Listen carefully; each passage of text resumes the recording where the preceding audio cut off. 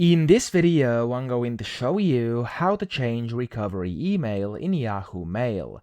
Now to do this, first you want to go to the top right and click on your profile icon and then click on Manage Your Account.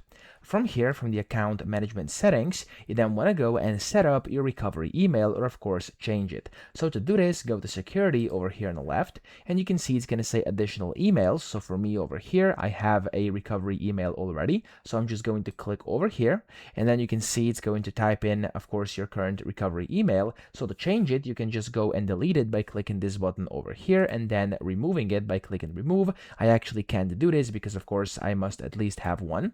And then you have to click on add email and add one more. So the easiest way is going to be if you have like a phone number already, it's going to allow you to remove this and then add a new one. But if this is your only recovery method, you can just go and add a new one. And then once the new one is added, just click on this delete button next to this one, confirm it, and then remove the previous one, and you'll have the new one and therefore change your recovery email. So that's how to do this. I hope this video helped you out. If it did, please subscribe to the channel and help me out as well.